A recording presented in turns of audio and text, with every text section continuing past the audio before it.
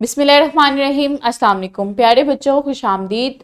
उम्मीद करती हूँ आप सब खैरियत से होंगे। मैं हूँ आपकी टीचर आमना अमाद। जैसा कि आप जानते हैं हम बाब नंबर 1 पढ़ रहे हैं, कदीम तहजीबें, मेसोपोटामिया, मिस्री, वादी सिंध और चीन की तहजीबें। आज का सबक पढ़ने के बाद बच्चे इस काबिल हो जाएंगे कि वादी सिंध के ज़वाल की वजूहात बयान कर सकें। चूँकि हमने पढ़ा है कि जितनी भी तहजीबें आई थी उनमें वो सारी तहजीबें जो थी उनका ज़वाल हुआ और वो किसी ना किसी अपने इंजाम को पहुंची और ख़त्म हो गई। सो वादी सिंध की जो भी तहजीब थी उसको भी ज़वाल हुआ और वो तहजीब भी ख़त्म हो गई। सो वो किस तरह से किन वजूहात की बिना पर उसको ज़वाल आया उसके बारे में आज हमने पढ़ना है। कबल अस पढ़ाई सवाल है, वादी सिंध की तहजीब के लोग कैसे थे? इस तहजीब का माशरती निज़ाम कैसा था? वादी सिंध की तहजीब के जो लोग थे वो जो थे अमन पसंद लोग थे और वो इतनी जंगी तबीयत नहीं रखते थे। उनके पास हथियार और औजार वगैरह नहीं थे, वो उनमें तनाज़ात नहीं थे, वो उनमें जो उनका माशरा था वो अमन पसंद माशरा था और वहाँ पे मसावात के जो असूल थे उन पर अमल किया जाता था। वादी सिंध की तहजीब का ज़वाल, इसबाब और नताइज। दुनिया में बहुत सी अजीम तहजीबें गुजरी जो कि ख़त्म हो गई, उनको ज़वाल आया। उनको ज़वाल जो है वो मुख्तलिफ वजूहात की बिना पर आया। सो वादी सिंध की जो तहजीब है उनको कैसे, कौन सी वजूहात हैं जिस बुनियाद पर उनको ज़वाल हुआ?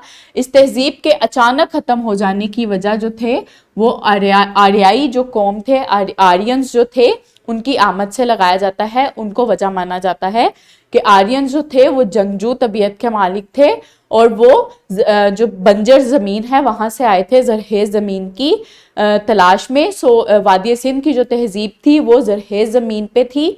सो उन्होंने वहाँ पे अपने आप को आबाद करने के लिए वादी सिंध के जो लोग थे उनके साथ जंग की। वादी सिंध के जो लोग थे उनके पास ना तो हथियार थे उनके, और जो हथियार थे वो कांसी के हथियार थे, वो लोहे के से मुतारिफ नहीं थे और उनके पास लोहे के हथियार नहीं थे, ना ही वो तलवार वगैरह का जो था उसका इस्तेमाल जानते थे। इसके अलावा उनको ये भी नहीं पता था कि कोई घोड़े जैसा जानवर भी होता है जिसको जंग में इस्तेमाल किया जाता है, क्योंकि उस वक्त सिर्फ बैल जो था वो अहमियत का हामिल था।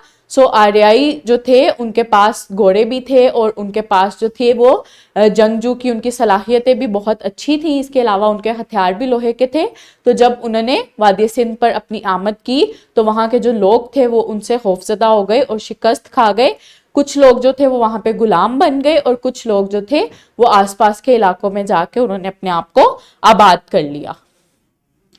सो एक और वजह जो मानी जाती है वो कुदरती आफात की मानी जाती है। चूंकि वादी सिंध जो था वो दरियाई सिंध के किनारे पे था तो मे भी वहां से सैलाब आया हो और जो आसपास के इलाके थे, जो आसपास के घर थे वो खत्म हो गए हों।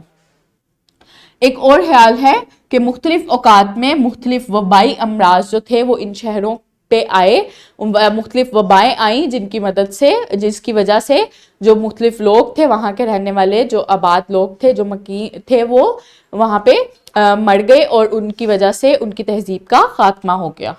सैलाब और बीमारियां अपने साथ कहत लाती हैं। सो जो कुदरती आफात थी उनकी वजह से में भी वहाँ पे कहत आ गया हो, चूँकि उनका दारोमदार उनकी ज़िंदगी का ज़राअत और तिजारत पे था। सो वहाँ पे खुश्क साली आने की वजह से उनकी तहजीब जो है वो ख़त्म हो गई हो। सो प्यारे बच्चों, आज हमने क्या पढ़ा? वादी सिंध की तहजीब के अचानक ख़त्म होने की वजह आर्याओं की आमद, कुदरती आफात और वबाई अमराज का फैलना मानी जाती है। ये वजूहात समझी जाती हैं उसके ज़वाल की कि आर्याई आए होंगे, उन्होंने जंग की, आर्याओं की आमद की वजह से इस तहजीब का ज़वाल हुआ होगा, या फिर वहाँ पे कोई कुदरती आफत, कोई सैलाब वगैरह, या फिर वबाई अमराज आए होंगे जिसकी वजह से वहाँ पे खुश्कसाली हो गई होगी और इस तहजीब का खात्मा हो गया होगा। सो तफसीली सवाल है, वादी सिंध के ज़वाल की वजूहात पर नोट लिखें।